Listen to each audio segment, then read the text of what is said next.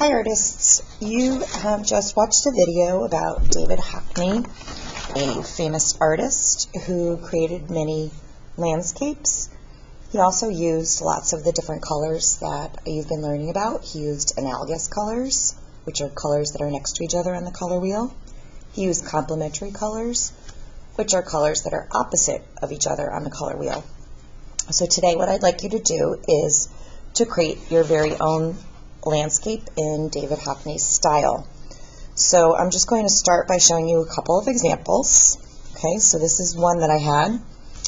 I have different layers of the land or different grounds, and then I also created 1-point perspective with the river going through it, and then I had the sky.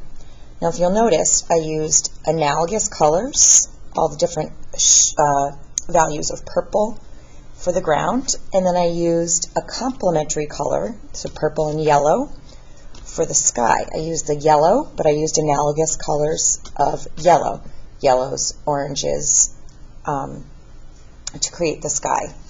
So that's what I would like you to do for this project. So you could do something simple like this. I used paint and oil pastels. You can use whatever you have available to you at home. Maybe it's just crayons, maybe it's crayons and markers, whatever you prefer.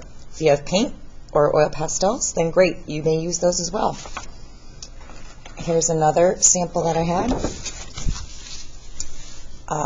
Again, this one's a little bit more detailed, but again, I used for the ground, I used analogous colors, greens and blues. And then for the sky, I used the contrast of orange. It's the complementary color, okay, of blue. So I used the oranges and yellows for the sky. This one I created my 1-point perspective by making a path going through the grass. I also created the illusion of space by making objects in the foreground larger, and as they go towards the background they get smaller and smaller. Same thing with the little flowers that are dotted throughout the grass there. Okay? So the first thing you need to do is to just start with a plain piece of white paper. If you want to make it a little bit simpler for yourself, you can start with maybe 3 ground lines, and after you have that done, then that's when you can start coloring those ground lines in. So when David Hockney did his landscapes, he used a lot of unrealistic colors, okay? So you can do that, or you can use realistic, just like the samples that I showed you. The first one was purples, so if you wanted to do something like that, you could. So you're going to take maybe some different colors of purples or blues, reds, colors that you would see next to each other on the color wheel. You could use any of those analogous colors. I could do red, yellows, and oranges if I would like down here. Then you would do a complementary color to the one that you would see closest to the sky. So the complementary color, so say this was a reddish color, complementary color of red would be green, so then you would have a green sky. Now you can leave it simple like this, or you can add trees, birds, flowers, a path, a river, anything else you would find in nature.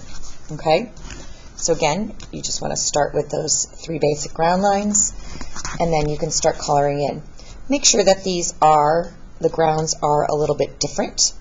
You usually go from darkest to lightest, so try to keep that in mind as well. And I'm just going to show you my samples again one more time. And I will take a picture of these so that you guys can have those to look at when you're creating your own David Hockney style landscape. Okay, can't wait to see what you guys created.